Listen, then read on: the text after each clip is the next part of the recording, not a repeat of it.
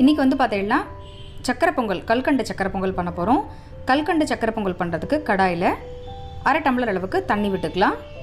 தண்ணி சூடானதுக்கப்புறம் இதில் 1 கப் அளவுக்கு சக்கரை சேர்த்துட்டுருக்கேன். உங்ககிட்ட கல்கண்டு இருந்தது அப்படின்னா நீங்கள் வந்து சேர்த்துக்கோங்க. நான் வந்து இன்றைக்கி சக்கரை தான் சேர்த்துட்டுருக்கேன். 1/2 கப் அளவுக்கு அரிசி நம்ம வந்து வேக வச்சு எடுத்துட்டோம் அப்படின்னா அதுக்கு வந்து 1 கப் அளவுக்கு சக்கரை சரியாக இருக்கும். உங்களுக்கு இன்னும் கொஞ்சம் ஸ்வீட் வேணும் அப்படின்னா நீங்கள் இன்னும் கொஞ்சம் கூட சேர்த்துக்கலாம். ஆனால் இந்த 1 கப் அளவுக்கு சக்கரைங்கிறது சரியாக இருக்கும். 1/2 கப் அரிசி நம்ம வந்து வேக வச்சு எடுத்தோம்னா அதுக்கு தகுந்த அந்த சாதத்துக்கு. இப்போ சக்கரை வந்து நல்லா கரைஞ்சி கொதிக்க ஆரம்பிச்சிடுது. இந்த சக்கரை பொங்கல் பண்ணுறதுக்கு வந்து பார்த்தீங்கன்னா பாகு பதம் வந்து ஒரு கம்பி பதம் அப்படியே உங்களுக்கு வந்து அந்த பிசுக்கு வர மாதிரி இருக்கும். ஸோ அதுதான் வந்து கரெக்டான பதம். சக்கரை வந்து நல்லா கொதிக்கட்டும். அதுக்குள்ளே நம்ம வந்து வேக வச்ச சாதத்தை வந்து கரண்டியால் நல்லா மசிச்சுக்கணும். நீங்கள் வந்து வெறும்னே ஜலம் விட்டு நல்லா வேக வச்சா போகிறோம். நல்லா குழைய வேகணும் சாதம் உங்களுக்கு. 1/2 டம்ளர் இப்போ நீங்கள் வந்து அரிசி எடுத்துட்டீங்கன்னா அதுக்கு வந்து 2 டம்ளர் அளவுக்கு தண்ணி விட்டு நல்லா குழைய வேக வச்சு எடுத்துக்கோங்க.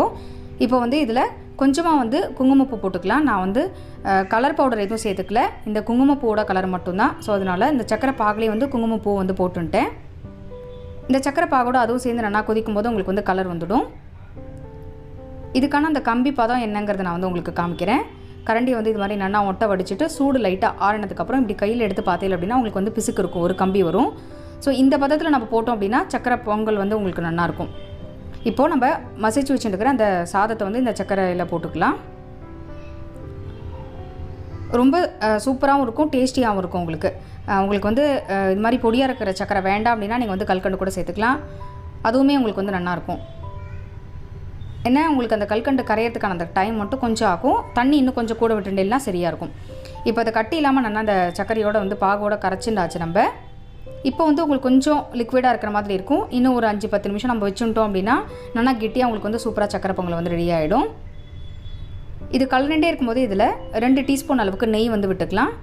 நெய் வந்து கொஞ்சம் நிறையா விட்டால் தான் இதுக்கு வந்து நல்லாயிருக்கும். நெய் சேர்த்துட்டு நல்லா வந்து கலரி விட்டுக்கலாம். இன்னும் ஒரு 5 நிமிஷம் வந்து பார்த்திங்கன்னா அடுப்பு வந்து சிம்லேயே தான் வச்சுருக்கேன். ரொம்ப ஹையில் வச்சுட்டே அப்படின்னா உங்களுக்கு வந்து அடி பிடிக்க ஆரம்பிச்சிடும். அதனால் சிம்லேயே வச்சு நல்லா குக் பண்ணிக்கோங்க. இப்போ சக்கரை பொங்கல் வந்து பார்த்திங்கன்னா நல்லா கெட்டியாக சுருளை இது மாதிரி வந்து கொடுத்து ஸோ டோட்டலாக வந்து ஒரு 10 நிமிஷம் அளவுக்கு வந்து சக்கரை பாகில் இந்த சாதம் வந்து இருந்தது. அப்போ தான் உங்களுக்கு வந்து நல்லாயிருக்கும் டேஸ்டியாக. உடனே நம்ம வந்து சக்கரை பாகில் போட்டோன்னே அணைச்சிட்டோம் அப்படின்னா உங்களுக்கு அந்த டேஸ்ட் வந்து டிஃப்ரெண்ட்டாக இருக்கும். இப்போ இந்த சக்கரை பொங்கல் தாளிப்பு போடுறதுக்காக நம்ம வந்து ஒரு கடாயில் 2 டேபிள் ஸ்பூன் அளவுக்கு நெய் வந்து விட்டுக்கலாம். நெய் வந்து சூடானதுக்கப்புறம் இதில் ஒரு கைப்பிடி அளவுக்கு முந்திரி பருப்பு, கொஞ்சமாக வந்து திராட்சையும் சேர்த்துக்கலாம். இப்போ இந்த முந்திரி பருப்பு திராட்சை வந்து நல்லா இந்த நெய்யில் வந்து வறுபட்டு வரட்டும். அதுக்குள்ளே வந்து பார்த்தீங்கன்னா ஏலக்காய் வந்து தனியாக பொடி பண்ணி வச்சுட்டேன். ஜாதிக்காவும் கொஞ்சமாக வந்து நம்ம இஞ்சி துருவர அந்த துருவியில் வந்து பார்த்திங்கன்னா கொஞ்சமாக வந்து துருவி எடுத்துட்டேன். இதுக்கு வந்து ஜாதிக்காய் அந்த பொடி போட்டால் தான் உங்களுக்கு வந்து நல்லாயிருக்கும்.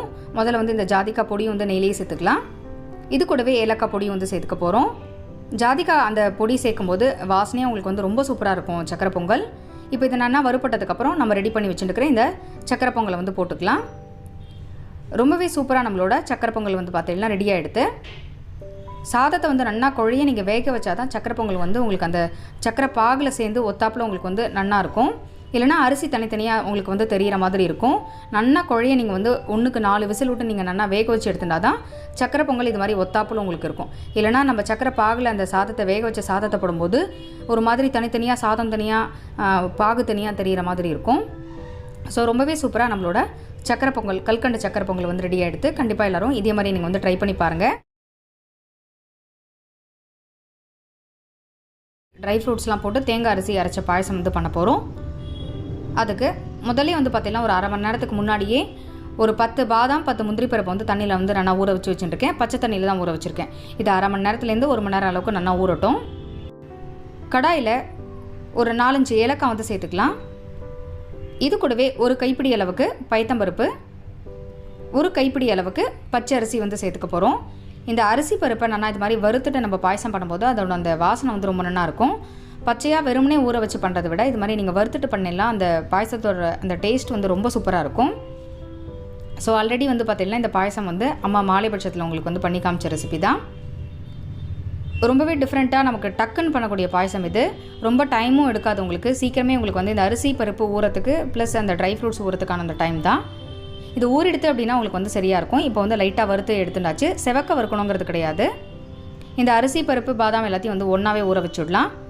இது ஒரு 10 நிமிஷம் நல்லா ஊறட்டும். ஊறினதுக்கப்புறம் பார்க்கலாம். இப்போ அரிசி பருப்புலாம் நல்லா ஊற எடுத்து ட்ரை ஃப்ரூட்ஸோட இதை வந்து ஒரு மிக்ஸி ஜாரில் வந்து சேர்த்துக்க போகிறோம். இது கூடவே பார்த்தீங்கன்னா ஒரு மூடி அளவுக்கு தேங்காய் வந்து நல்லா துருவி எடுத்து வச்சுருக்கோம். அந்த துருவின தேங்காவும் இந்த மிக்ஸி ஜார்லேயே வந்து சேர்த்துக்கலாம். எல்லாத்தையும் வந்து நல்லா ஒன்றா நைஸாக அரைச்சிக்கணும். உங்களுக்கு வந்து திப்பி திப்பியாக தெரியாமல் நல்லா வழுமுன்னு அரைச்சி எடுத்துட்டேன் அப்படின்னா பாயசம் வந்து நல்லாயிருக்கும் உங்களுக்கு. இப்போது ஒரு பாத்திரத்தில் 2 டம்ளர் அளவுக்கு தண்ணி வந்து வச்சுருக்கோம். தண்ணி வந்து நல்லா சூடாகட்டும். இந்த டம்ளரால் 2 டம்ளர் அளவுக்கு ஜலம் வந்து வச்சுருக்கோம். ஏன்னா இந்த அரிசி பருப்பு எல்லாம் வந்து நல்லா வேகணும் இல்லையா, அதனால தான். பச்சை தண்ணியில் கலக்கிறத விட நீங்கள் இது மாதிரி வெந்நீரில் கலந்தீங்க அப்படின்னா உங்களுக்கு வந்து பாயசம் டக்குன்னு வந்து ரெடி ஆகிடும். அதே சமயத்தில் கட்டியும் தட்டாது. இப்போ நம்ம அரைச்ச இந்த விழுது எல்லாத்தையும் இந்த தண்ணியில் வந்து சேர்த்துண்டாச்சு. கைவிடாமல் நல்லா கலந்துட்டே இருக்கணும். ஏன்னா அரிசி பருப்பு இருக்கிறதுனால டக்குன்னு வந்து உங்களுக்கு அடி ஊட்டிடும். இதுலேயும் வந்து ஒரு 1/2 டம்ளர் அளவுக்கு தண்ணி விட்டு நல்லா அலம்பி விட்டுண்டாச்சு. இதுக்கு வந்து நீங்கள் பால் எதுவும் சேர்க்கணுங்கிறது கிடையாது. ஏன்னா நம்ம ட்ரை ஃப்ரூட் சேர்த்துருக்கோம் ப்ளஸ் தேங்காயும் சேர்த்துருக்கோங்கிறதுனால பசும்பால் எதுவும் சேர்க்கணுங்கிறது கிடையாது. இதுவே நல்ல க்ரீமியாக உங்களுக்கு ரொம்ப சூப்பராக இருக்கும். இப்போ அரிசி பருப்பு வந்து நல்லா வேகணும். உங்களுக்கு வெந்ததுக்கப்புறம் தான் வெல்லம் வந்து சேர்த்துக்கணும். முன்னாடியே சேர்த்துட்டோம் அப்படின்னா உங்களுக்கு வந்து அந்த அரிசி பருப்புலாம் வேகாது. அதனால தான் இப்போ வந்து கொஞ்சம் கொஞ்சமாக நல்லா கெட்டியாக ஆரம்பிச்சுடுது. இந்தளவுக்கு வந்து நல்லா கெட்டியாகிட்டே இருக்கணும் உங்களுக்கு. பாயசம் வந்து ஒரு 5லேருந்து 10 நிமிஷம் எடுத்து நல்லா கெட்டியாக எடுத்து சிம்மில் தான் வந்து குக் பண்ணிகிட்ருக்கோம். இப்போ இதுக்கு தேவையான அளவு வெல்லம் வந்து சேர்த்துக்க போகிறோம். இதுக்கு நம்ம சேர்த்துட்டுக்கிற அந்த வெல்லத்தோட அளவு வந்து பார்த்திங்கன்னா ஒரு 100 கிராம் அளவுக்கு தாராளமாக இருக்கும். ஸோ கண்டிடத்துக்கு தான் வந்து அம்மா சேர்த்துட்டுருக்கா. உங்களுக்கு வந்து எந்த அளவுக்கு ஸ்வீட்னஸ் பிடிக்குமோ அதுக்கு அந்த அளவுக்கு சேர்த்துக்கலாம். ஏன்னா நம்ம ட்ரை ஃப்ரூட்ஸ் அரிசிலாம் சேர்க்கறதுனால கொஞ்சம் ஸ்வீட்டாக இருந்தால் தான் பாயசம் உங்களுக்கு வந்து நல்லாயிருக்கும். கல் மண் இருக்கிற மாதிரி இருந்தால் நீங்கள் வந்து வெள்ளத்தை நல்லா கரைச்சிட்டு விட்டுக்கலாம். கல் மண் இல்லாத வெல்லம் அப்படிங்கிறதுனால நான் வந்து டேரெக்டாக சேர்த்துட்டுருக்கேன். இப்போ இந்த வெல்லம் வந்து நல்லா கரைஞ்சி கொதிக்கட்டும். கொதிக்கும் போது பார்க்கலாம். இன்னும் ஒரு 5லேருந்து 10 நிமிஷம் ஆகும் இந்த வெல்லம் கரைஞ்சி கொதிக்கிறதுக்கு. வெல்லம் கரைஞ்சி நல்லா பாயசம் கொதிக்க ஆரம்பிச்சிடுது.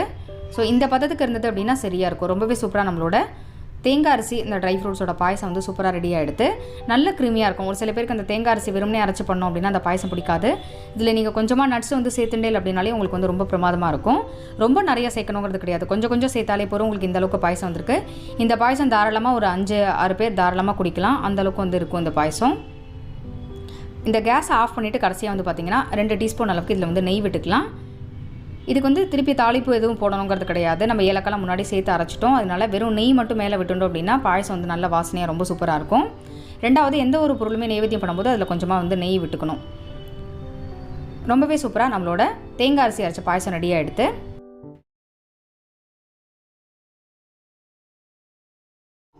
மொச்சக்கொட்டை சுண்டல் வந்து எப்படி பண்ணுறதுங்கிறத பார்க்கலாம். மொச்சக்கொட்டையை நாள் ராத்திரியை வந்து நான் ஊற வச்சு எடுத்துட்டேன். ஒரு 5-6 மணி நேரம் நல்லா ஊறினா தான் உங்களுக்கு வந்து நல்லாயிருக்கும்.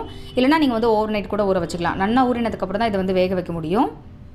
இப்போ இதை வந்து குக்கரில் போட்டுக்கலாம். நான் வந்து ஒரு 2 டம்ளர் அளவுக்கு தண்ணி வந்து வச்சுருக்கேன்.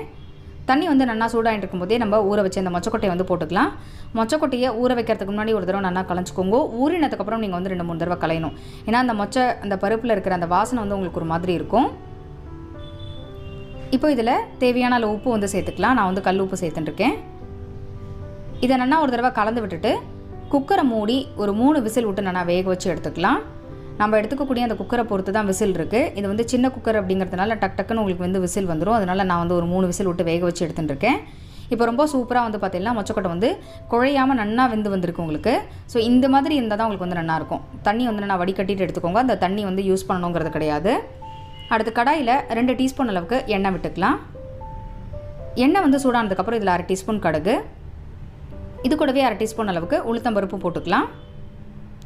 இதில் கொஞ்சமாக கறிவேப்பிலையும் சேர்த்துட்டு 1/4 டீஸ்பூன் அளவுக்கு பெருங்காய பொடியும் போட்டுக்க போகிறோம். இது கூடவே நம்ம வேக வச்சு எடுத்து வச்சுருக்கிற மொச்சக்கொட்டையை சேர்த்துட்டு நல்லா வந்து கலந்து விட்டுக்கலாம். மொச்சக்கொட்டையில் அந்த தனி ஒரு வாசனை இருக்கிறதுனால இந்த பெருங்காய பொடி அதுக்கப்புறம் கறி பொடி இதெல்லாம் வந்து போட்டால் தான் உங்களுக்கு வந்து நல்லாயிருக்கும். வெறுமனே தேங்காய் போட்டையில் அப்படின்னா லைட்டாக அந்த ஒரு மொச்சக்கொட்டையோட அந்த கசப்பு வந்து தெரியும். நம்மளோட சேனலில் ஆல்ரெடி வந்து இந்த கறி பொடி எப்படி பண்ணுறதுங்கிறத காமிச்சிருக்கோம். ஸோ உங்களுக்கு தெரியல அப்படின்னா அதோட லிங்க் வந்து கொடுக்குறேன். பார்க்காதவங்க வந்து செக் பண்ணிக்கோங்க. இப்போ இதில் வந்து 1 டேபிள் ஸ்பூன் அளவுக்கு இந்த கறி பொடி வந்து சேர்த்துட்டுருக்கோம். இது வந்து கறிக்கு பண்ணலாம், அதுக்கப்புறம் வந்து சுண்டலுக்கு போடலாம், சாம்பாருக்கு அரைச்சி விடலாம். எல்லாத்துக்குமே வந்து உங்களுக்கு ரொம்ப யூஸ்ஃபுல்லாக இருக்கும். இந்த கறிப்பொடி சேர்த்துட்டு நல்லா வந்து ஒரு தடவை கலந்து விட்டுடலாம். இதில் 2 டேபிள் ஸ்பூன் அளவுக்கு துருவின தேங்காய் வந்து சேர்த்துக்க போகிறோம். தேங்காய்லாம் உங்களோட விருப்பம் தான். உங்களுக்கு வந்து எந்த அளவுக்கு வேணுமோ சேர்த்துக்கோங்க. தேங்காய் சேர்த்துட்டு நல்லா ஒரு தடவை கலந்து விட்டுட்டோம் அப்படின்னா நம்மளோட மொச்சக்கொட்டை சுண்டல் வந்து சூப்பராக ரெடியாக எடுத்து நம்ம தேவையான உப்பு எல்லாம் முன்னாடியே சேர்த்ததுனால நான் வந்து திருப்பி எதுவும் உப்பு சேர்க்கல. ரொம்பவே சூப்பராக மொச்சக்கொட்டை சுண்டல் வந்து ரெடி ஆகிடுது. நான் சொல்லிக் கொடுத்த மாதிரியே கல்கண்டு சக்கரை பொங்கல், தேங்காய் அரிசி அரைச்ச அந்த ட்ரை ஃப்ரூட்ஸ் பாயசம், மொச்சக்கொட்டை சுண்டல் மூணுத்தையும் வந்து ட்ரை பண்ணி பாருங்க. ட்ரை பண்ணி பார்த்துட்டு உங்களோட ஃபீட்பேக் வந்து சொல்லுங்கள். இந்த வீடியோ பிடிச்சிருந்தது அப்படின்னா உங்கள் ஃப்ரெண்ட்ஸ்க்கு ரிலேட்டிவ்ஸ்க்கு ஷேர் பண்ணுங்கள். மறுபடியும் அடுத்த ஒரு வீடியோ உங்கள் எல்லாரும் சந்திக்கிறேன். நன்றி, வணக்கம்.